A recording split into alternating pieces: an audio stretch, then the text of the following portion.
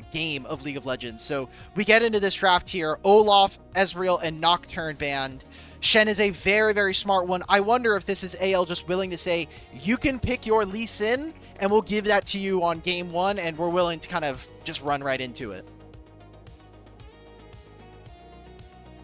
Jarvan being picked early as well for ThunderTalk. I mean, you called it out. The fact that Lee Sin is open after Tarzan had quite the performance on it against Junhao and the rest of JDG last night is very bold, especially the fact that Lee Sin matches up so nicely into what Jarvan's kit wants to accomplish. But there's always the chance that if you do not take away the Poppy on the same rotation as the Lee Sin, you could run into a Poppy support, which makes Lee Sin's life very difficult. However, Anyone's Legend are prioritizing the Varus Flex first alongside the Lee Sin, so if there's an opportunity for ThunderTalk to try and punish this, now's the time. I am actually very perplexed, and we'll kind of explore this as this draft continues to roll forward. Varus, just perfect for Hope. You just have the range with the poke build. Lee Sin, one of Junhao's best champions this split by far. He's looked basically unstoppable. I think he's 4-1 so far with this champ. I am surprised that it made it through, and more importantly, why is there a Nocturne ban? Tarzan has played 0 games of Nocturne this split. He has 3 of them all time in 2026. This could have been the Lee Sin ban. This also could have been the Poppy, which has been basically an ever-present ban all split long. I think this champion is disgusting. The whole meta has basically been snowball the early game, play the first 5 to 15 minutes of a game out, and you basically, if you have a good enough gold lead, you can win a lot of games. Poppy is super reactive. Her kit is extremely flexible. She's playable in 3 different positions in the game, and we're not even seeing it here represented in game number 1. So lock there for Shanks. This champion's been great. I think that AL are extremely burst reliant now. Yeah, I feel like I'm detecting a huge drop-off in Poppy bans after being one of our most banned. I think she's actually our current most banned champion for LPL Split 3.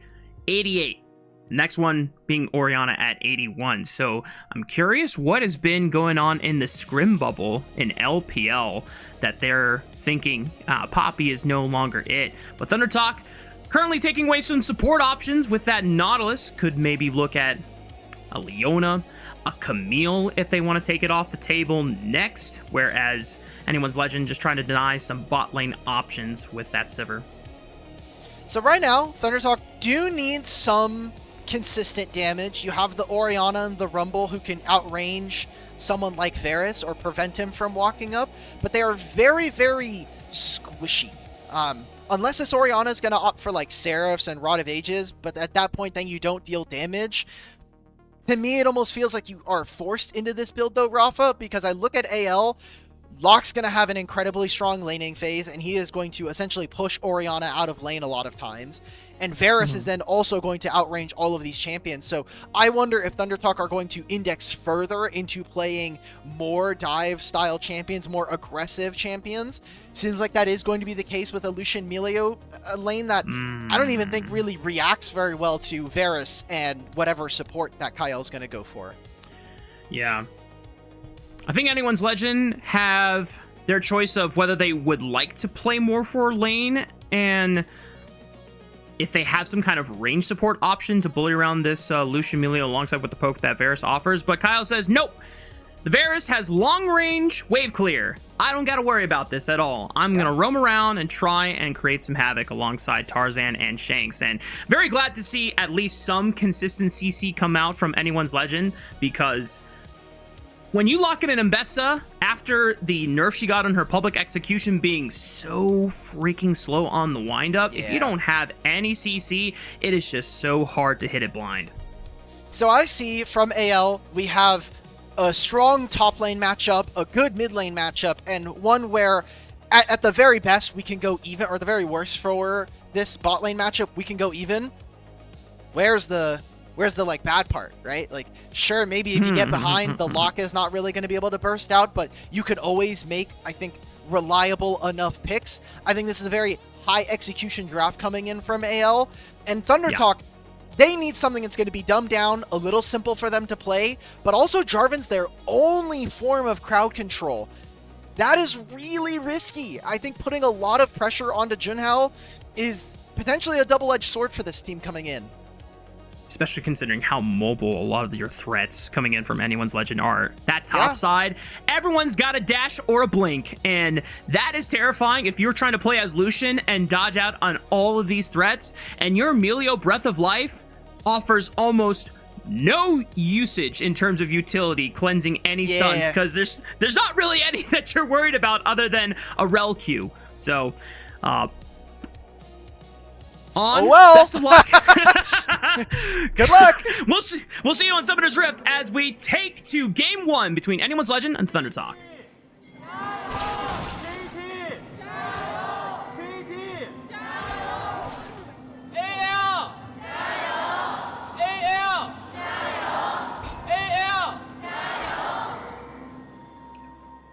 You know what I just realized, Rafa?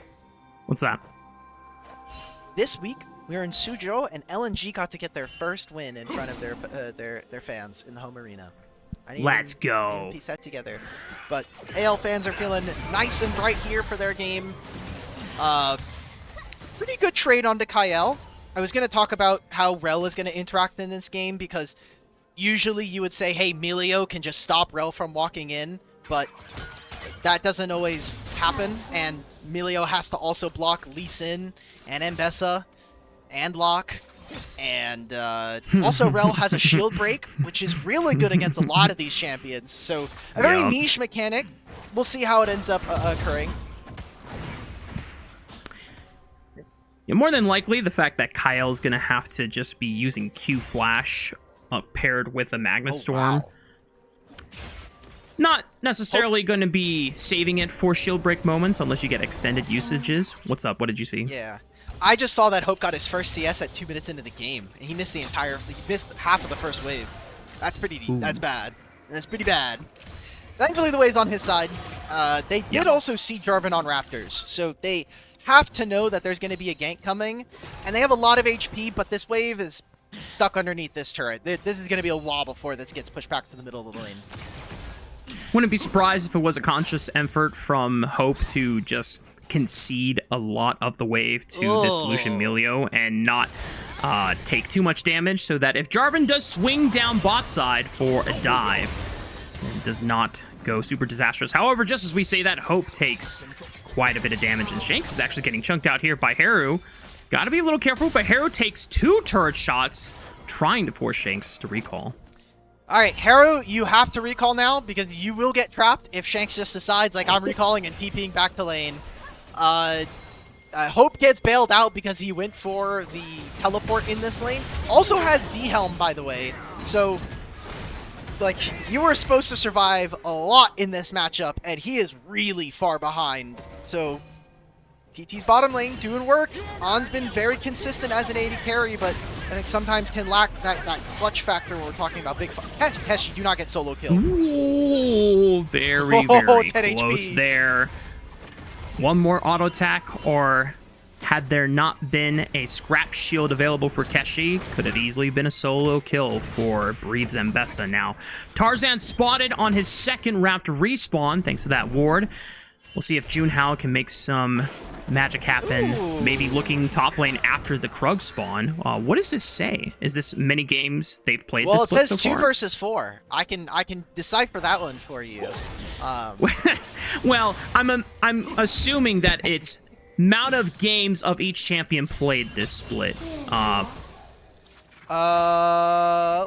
Let's go take a look.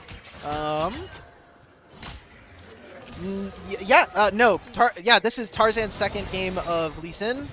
This is not the 4th lock game. Uh-oh, Tarzan! In trouble. Flash forward from On! He sees his moment. That's first blood coming in for TT, and Junhao's ready to pounce. Flag and drag, sidestep by Hope, tries to flash forward. Oh, he can't even get the revenge kill back! That's disaster for the Pandas, and Kael is going to have to take a long way back home. Gets knocked up here by Junhao. Does he have enough damage? He's taking up the turret. He goes all in, and Junhao alongside TT go 3-0 here against Anyone's Legend. This is just a knock-on consequence of that early lane. Hope, when he first recalled, he got a tier. And if he has that longsword like he has in his inventory now, or if he had another Doran's item, likely he gets that kill on. He is missing the attack damage from these stats. Tarzan just thinking he can walk up, thinking, oh, they won't check me. They won't walk up and try to fight me. Auto attack from On is great, and then from here it is just a disaster. Again, Hope not having this damage is massive, and that Q from Feather keeping him alive. The healing from the Melio, basically like this is the candle on top. This is such a good start for ThunderTalk. Two of the strongest 3 core members for anyone's legend now set behind against their counterparts in Junhao and Feather. We're going to see if the Pandas can recover. It's just shy of a 2,000 gold advantage for ThunderTalk and just the 6-minute mark. So nothing too disastrous that they cannot overcome. Maybe it can come from Shanks, who currently is even on CS with Heru. If he can get involved and try and look around the map with setup with Kael and Tarzan, may be the formula to come back in this game. Meanwhile, Heru is going to force another recall out of Shanks here in the mid lane. I am still on the train that we need to nerf Lock W. This champion's already been nerfed on 26-15, but I need to see a 17 patch note with his W getting tapped down. It is ridiculous that we give him this much healing, but I will save this rant for another time when he gets out and is able to do that again. Dragon started here for ThunderTalk, a 2,000 gold lead 7 minutes into this game. Rafa, I can't say I could have drawn it up any better. This is about where I would have wanted to see ThunderTalk's composition if they were going to have a chance at winning this game. Yeah, we talked a lot about how not easy, but the potential that anyone's legend can play around the very predictable and single lockdown that ThunderTalk has, which is just this Cataclysm. But if you start steamrolling ahead and you get a wallet diff, I don't care about how much mobility you've got on anyone's legend's top side. You just will not have the damage to be able to match up against the brute force that TT is going to have when they just press all their ultimates on top of you. So this is a good sign of things to come. It's feeling good, right? Junhao's 1-0-1. We're gonna get a one-on-one between our top laners. Now, if Breathe had more confidence, he actually uses all of his abilities to trap Keshi between his turret and just solo kills him there. Or at least tries to get his flash, but decides against it. Doesn't know where enemy jungle is, so completely fine as a prospect to not go for it.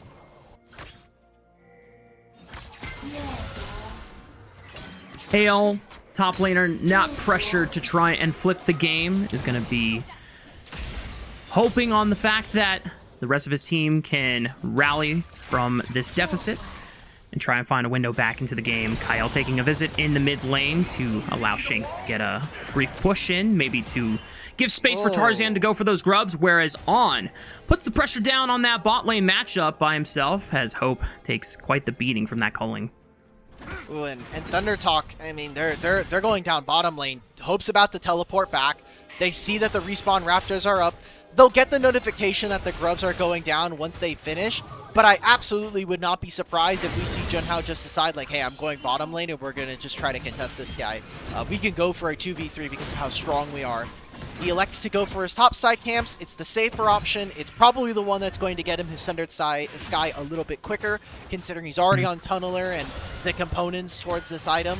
I imagine that Junhao is probably within 4 to 5 camps of getting this completed item, and then we're really in business at ThunderTalk. We're already winning the bot lane matchup as well. Yeah, you gotta enjoy that Sundered Sky power before it gets nerfed next patch. What been do a you long mean? time coming. This item has been literally like #1 jungle item for the last year and a half. Don't get me wrong. I'm just saying, Junhao's got to enjoy it while it lasts still, because it's getting changed, and for good reason. There's a funny rant that I have that it will be saved for another time, either this series or just off air, about fighter items and just having too much sustain in them for the past 3 or 4 years for the jungle. But potentially some action here on the bottom side. As you called out, Junhao now successfully clearing out all of his top side camps.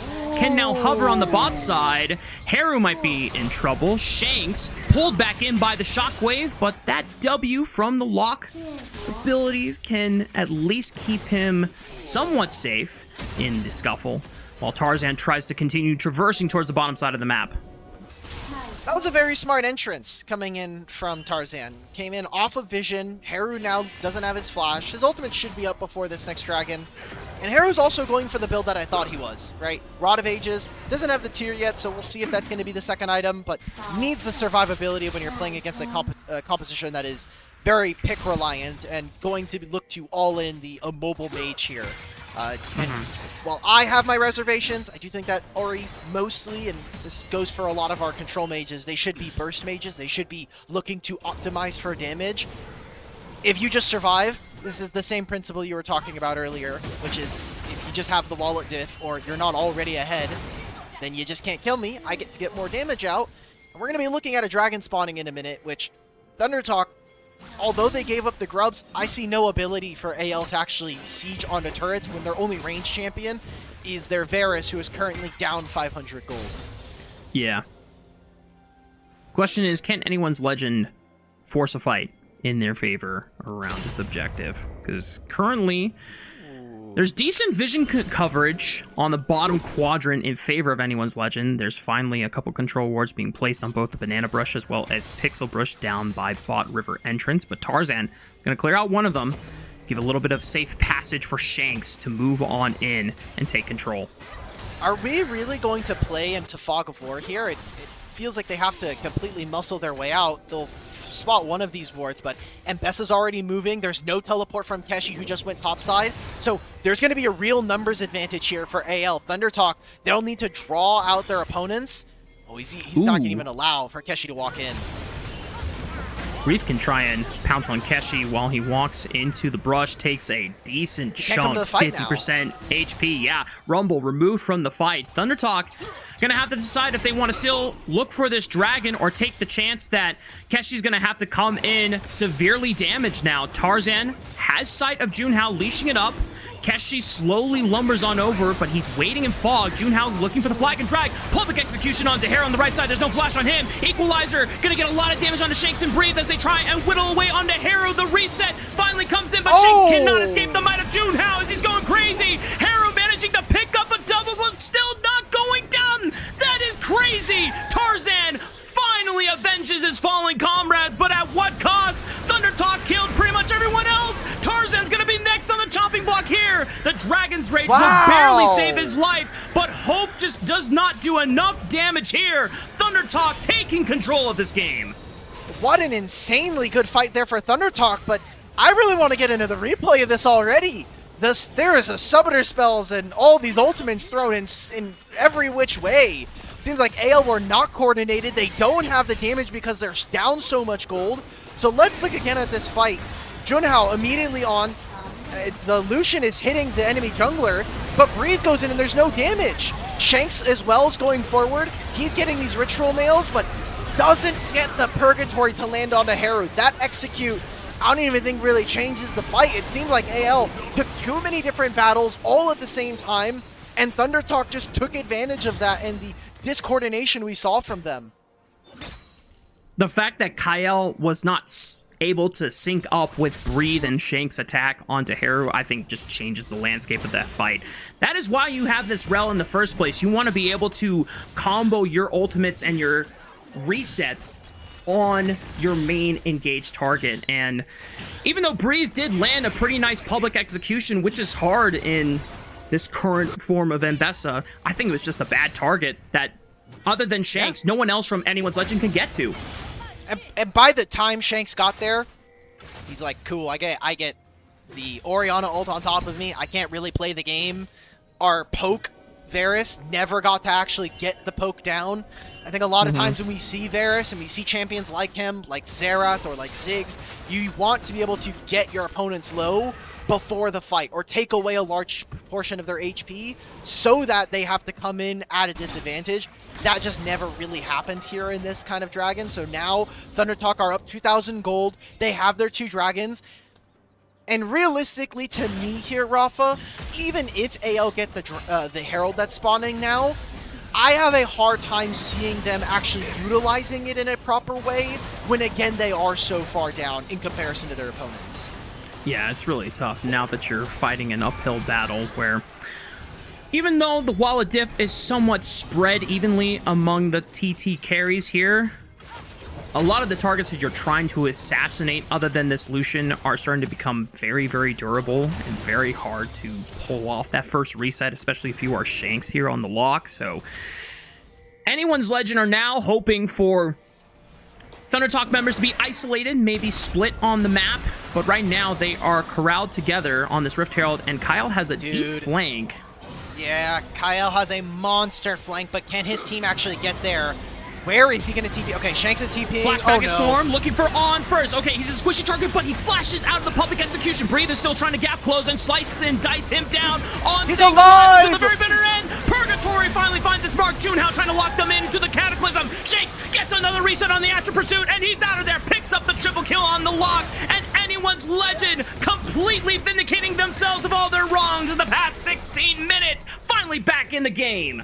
That Purgatory got all the executes it needed. Shanks got in, he got out, and now AL sweep through a 2,000 gold lead, are likely to break even more. I said that AL, I didn't know how much they were going to get off of the Rift Herald, but if you get 4 kills and you use these 3 grubs to open up a turret, well then, by golly, you deserve to have this massive gold lead go towards you. Shanks is going to come back. He's like, oh, I may have dropped something. I dropped the Happy Meal off back in the Rift Pit. What an insanely good fight for them. They just swung 3,000 gold for themselves. I'm really looking forward to seeing that replay because we were doubtful whether this would work. Yeah. They made it happen. They got good damage. Public Execution doesn't land, but that doesn't matter at this point. Breathe is getting all of this damage off and on. He has nowhere left to go. Ooh. Doesn't have the flash anymore. The Purgatory from the 3-point line comes through. It activates at the very last moment. And as you called it here, Rafa, the resets from the Ashen Pursuit let him get out of that. And that's 4 kills going over. So many of them onto important targets. And now look at this. Now look at the leaders of AL. Shanks is up 1,000 gold. Hope, who was previously sitting at about a 400 gold deficit, is now up 700 against On. Yeah, got his 2-item power spike.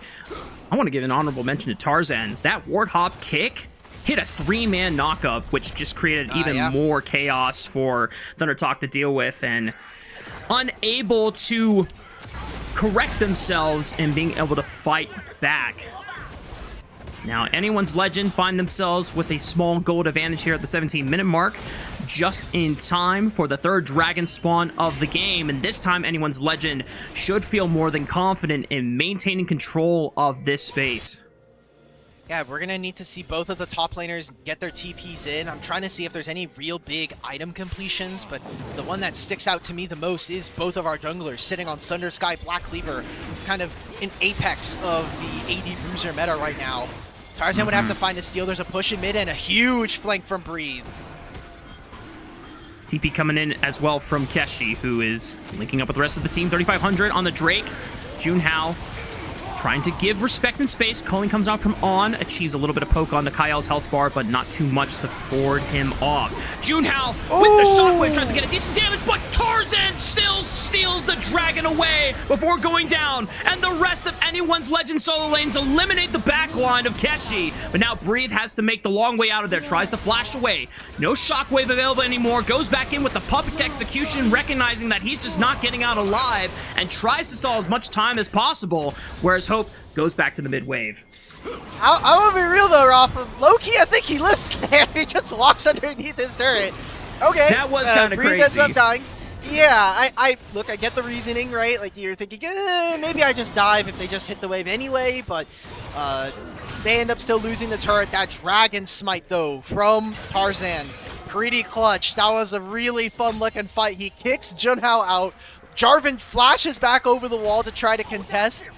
I just think the positioning was a little weird. Like, Keshi, I get it, you're trying to zone off lock, but that's not your job when you have this TP shield. You need to be up and in front with your team and getting these equalizers down.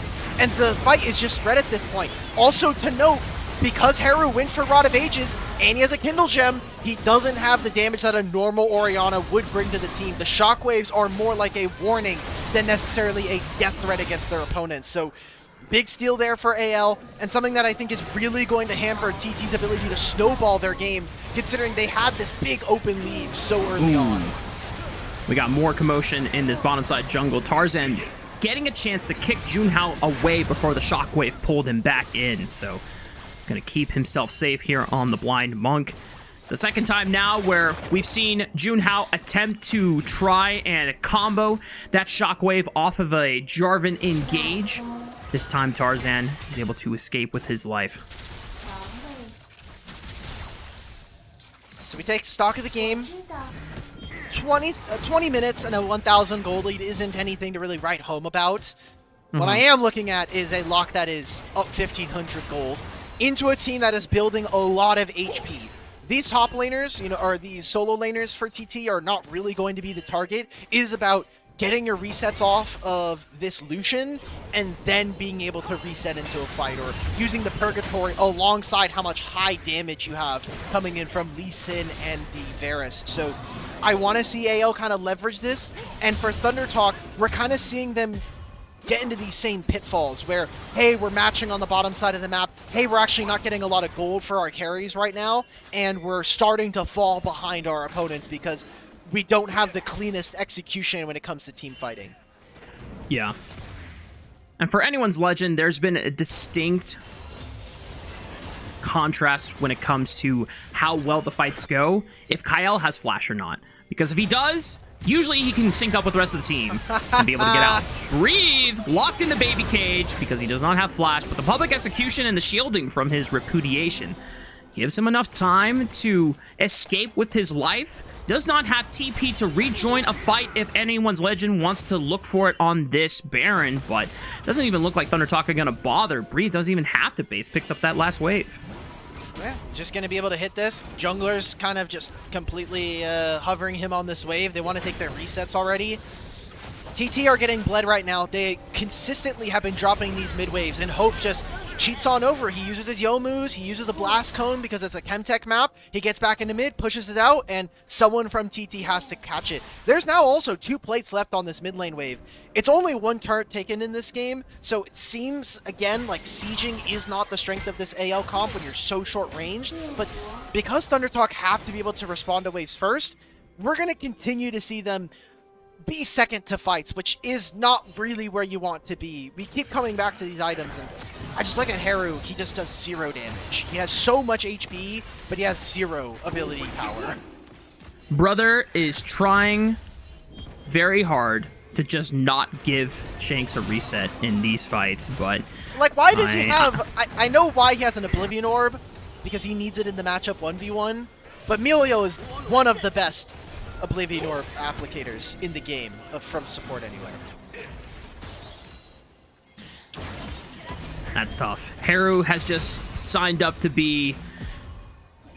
I don't even know. I can't say it for broadcast. I had to. He's just he's just a shield bot and a shockwave user at that point, and Brother is not doing much damage. Anyone's legend trying to push out TT. On with the culling. Chunks Hope nearly down to 0, forcing the flash out of the Arrowman there. Does have TP to be able to get back to Summoner's Rift here if they want to contest for this dragon, as it is pulled by TT. I'm looking on the minimap right now. Top laners are skirmishing. They're not going to be able to join with TP until it is later in this fight. Shanks has a flank, but is spotted on Vision. Kael can also pinch. He has flash. He has heal. This would be a massive fight coming on through, and one where TT could be on soul point if they win then. Really loving On's aggressive positioning, just making sure that Kael cannot get into the river and look for that engage. 2,000 HP though on the dragon. This time Junhao cleans it up, but Breathe links up with Kael and Shanks looking for the Ashen Pursuit resets. Feather could be the first target, but he is forced to go into stasis with the Seekers. Breathe finally finds Heru on the back line, but he's sectioned off by Keshi. Junhao! Flag drag flash does not find anyone there. Shanks able to distance it. Hope trying to put out these arrows now. Looking at Junhao next, but Keshi is finally linked around. Shanks cannot do it even with the soul ignition burst down 2 fiery embers. ThunderTalk pick up the ace here at 24 minutes, and they can look at the Baron next. I don't think we can do Baron, guys. Look at Han's HP. Emilio heals, but does he really heal that much? I guess if we just get the empowered honey fruit, it looks good enough for me. This was the kind of fight that TT needed to find. The damage they put on the Tarzan early, the fact that they forced Hope out of this fight way earlier than they would have liked it to be. Shanks is just looking for this last bit of damage here, and it just never comes through. Keshi and Heru fighting on the opposite side versus Breathe. This is another fight. We're going to just pretend like Junhao does not miss the cue like that. And we're back to live. We're doing another fight. Baron goes over to TT. They need to be able to escape. Tarzan is going to try to chase them down. Tarzan thought about whether he wanted to safeguard to that control ward or not, since it didn't necessarily land in the bush, so it was a one-way trip if it was one into multiple TT members without any backup there. I just feel like in that last fight, Alk, anyone's legend are just trying to do too much. If you want the dragon, everyone should focus on helping Tarzan get the dragon. If you want to play for the fight, I think you should all just focus on playing for the fight and say, we don't care who gets the dragon. Let's use all our tools together.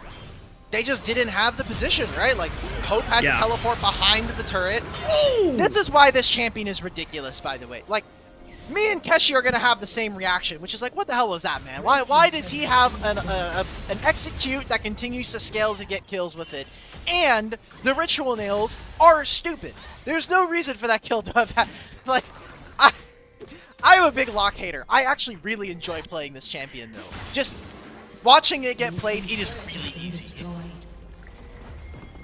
There is a reason why when an assassin becomes a staple in pro play, that it is usually an abomination. And Locke is the latest epitome of it. Alright, well, Rafa, if we're going to get more uncoordinated fights, as Culling hits everything except Hope, then AL should continue to lose, right? I think we go back to the first dragon or the second dragon of the game, where we saw that that just never really happened. Okay, so let's see it. Soul Ignition, triple Ritual Nails, ult lands, E, AoE damage, plus the auto, and Storm Surge as well. That's really poggers. If AO are going to go for multiple targets, then they're never going to really find access. Their whole team is predicated on getting these picks, finding one or two members out of position, blowing them up, and having a numbers advantage through that way. Yeah. We've seen different Locke builds over the course of the regular split, and I think this is my favorite one usually. It's just all M-Pen with the Storm Surge, Shadow Flame, and even the Tier 3 Spellslinger shoes as well. And look at ThunderTalk's side. No one has built any magic resist, so you are practically doing true damage to any squishy that comes your way and doesn't have any real scaling MR built into the champion's base stats. So as long as anyone's legend can try and play for Shanks' Locke here and setting him up for those resets, there's still going to be a chance that the Pandas can rally behind, despite how many times ThunderTalk have trumped them when it comes to the team fights. Shadow Flame is such an interesting item to me. I think it really works well with Locke, especially because he wants champions at that threshold, right? Where you start critting and you're able to do really cool damage like that. But it just has a lot of AP. And the Magic Pen is alright, but it feels almost like a bastardized version of Rabadon's. Like, they didn't want to make another horrible Rabadon's item, and they needed to figure out something. There's just so much HP stacking coming into this game that it makes it hard for Locke to find those kinds of kills. I was surprised that Keshi died there. We're heading 20 seconds before this dragon, and now Heru has no flash. On's flash is still on cooldown. TT, I know it's Soul, but we don't have to do this fight. Tarzan already trying to section off Junhao, but he goes in right onto Hope, forcing the flash out of the Bowman, and he goes down despite trying to get his flash out. Kick at least disperses the fight. Breathe 1v4 into the backline, trying to do whatever he can, while Junhao buys the time of anyone's legend in the backline, and Junhao is just popping off! This guy is a 1v9 machine, and the rest of the ThunderTalk can do no wrong when their fearless leader in the jungler is able to lead them to victory many times again. Are they going to go for the end? It's 20 seconds on Hope and 10 for Kael. I mean, these are some long death timers, but you do not have grubs. ThunderTalk are going to look for maybe even just the inhibitor at this point. Death timers might be a little too short for them to go all the way and close out game 1 of the series here, but quite the strong start from ThunderTalk to kick things off against the Pandas here. They got real excited. I saw Keshi be like, "I'm tipping the mid." It's like, we're not in the game. It's like, okay, well, no, okay, we're gonna still get the dragon. ThunderTalk are still gonna win the fight and the game. No, we're gonna have more League of Legends in front of you guys. Don't worry about it. It's a ThunderTalk game. Couldn't have had it without it. Dude, Junhao smurfs the hell out of this fight. Like, this engage onto Hope, it is finished by Keshi later, but look at how much healing he gets thanks to the Sundered Sky, the GA being able to revive him here. I'm just watching Junhao in this fight. I don't care that Breathe is sitting in between 4 guys. Show me Junhao. We didn't get to see Junhao. He flashes out, EQs back in, stops Shanks, stops Tarzan, gets this kill. Assuredly, I feel like he is going to get himself an MVP for this game. He has been absolutely clean on this Jarvan, except for that one EQ that we saw around the Dragon Pit last time here. Again, no one's perfect. A near flawless game from Brother Junhao of ThunderTalk. He has been a pleasure to see in his rise from his debut last year on Ultra Prime, where obviously a team that not many are going to remember fondly, but I was one of the people on the broadcast who was a big fan of him bringing Nefiri to the global meta. And later on, now finds his way onto ThunderTalk, where they, alongside a couple other teams, promoted into Group Ascend between Split 2 and Split 3, and might just find themselves a recipient of another upset game win over one of our top 3 teams in the LPL. AL was a team that they didn't even get a game off of, right? For TT, they got games off of BLG, Top Esports, JDG. This is the one team that 2-0'd them. Yeah, she's a bit far up, and Breathe has a teleport flank, but this Baron is gone. AL are late, and they can't even seemingly actually start a fight up against their opponents. Decent slow with the equalizer there. Kael and Hope just running for their lives. That's disgusting. Culling comes out from on. Shanks chunked out. Junhao just trying to ward off the lock and prevent him from looking for a reset angle. Breathe just gunned down by On. My goodness. I know we've talked a lot about Junhao and his Jarvan performance, but I think we've got to also give some credit to On.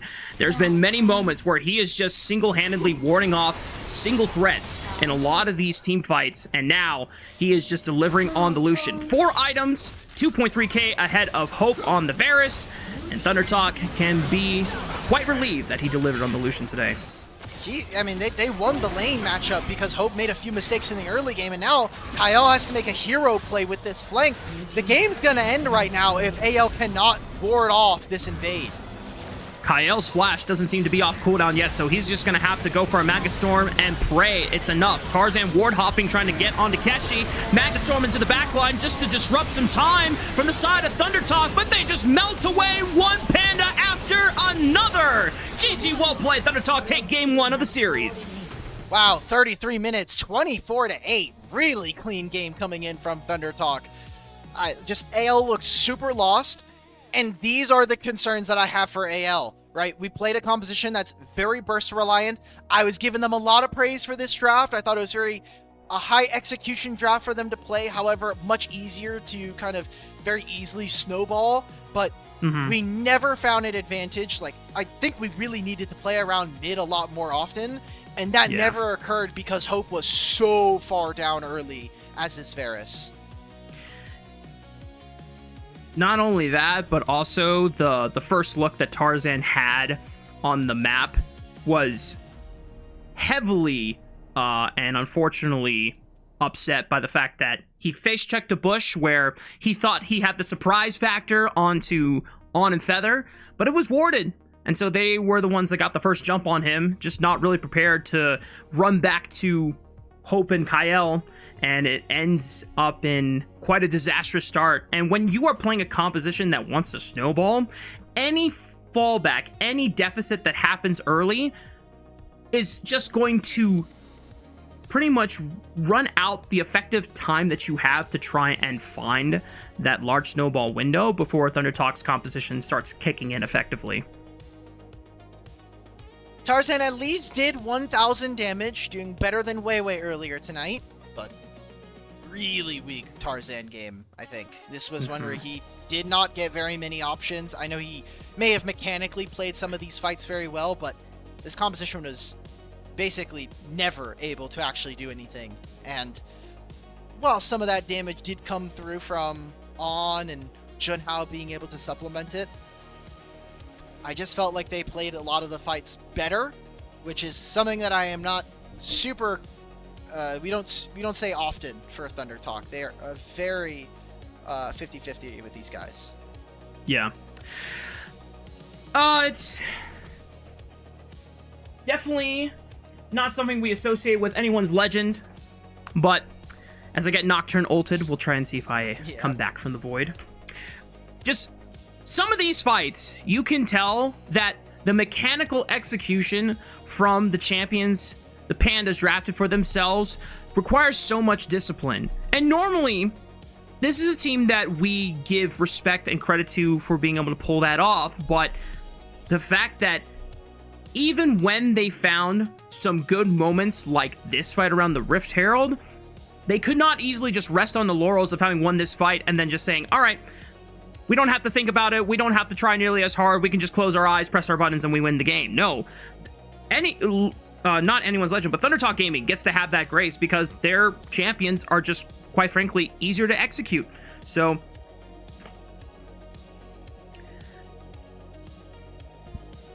I don't know. That's how it goes, I don't know, brother. That's how it goes. Just how the cookie crumbles sometimes. These are, if you consider ThunderTalk's champs as like the boring vanilla champions, then, you know, sometimes vanilla is just good enough, right? That's all you really need. You don't gotta start putting avocado on toast, or you don't need to put ranch on pizza. Like, you're just doing too much. Yep.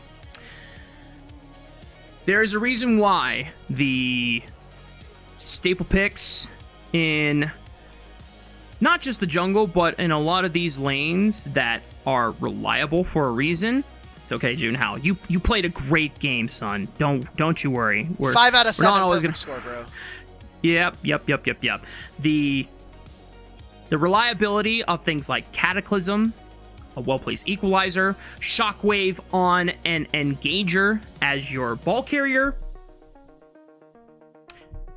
that makes things less stressful when it comes to the heat of the moment. And for ThunderTalk, as the team that is not expected to win the series, sometimes we look at teams and we think about, okay, what is the best way to try and beat an opponent that you are the underdog going into the matchup? Sometimes we think, okay, just play standard and let's see if the opponents disrespect you and flub their mechanical execution, which in this case happens with anyone's legend. But sometimes it's you are forced to look for something wacky, something crazy to try and catch your opponents off guard, which right now, ThunderTalk don't have to worry about doing so. They just proved that they could beat anyone's legend in a standard game. So now it's up to AL to tighten things down going into the second draft. Otherwise, we could be looking at a TT sweep. Yeah, this is also a very expensive draft to lose. You just lost versus a Jarvan. And hey, winning on Lee Sin would have been great, but that is a champion you're taking away. You just also beat the Mbessa, which is a champion that Keshi will not have access to. So a lot of important champions for me that I would associate more heavily with how ThunderTalk tend to win than I would for AL. So the fact that TT won this is very good, just means that their second game is going to have to be a lot better, and they might not have all the options. It sounds like I am doubting them, and that is because of the track record, right? We've seen this AL team bounce back a ton of times, where I just haven't seen that from TT. You look at last night's series against JDG, they got flipped pretty hard by JDG in the very first game, but then they came back and closed things out in games 2 and 3. So we'll see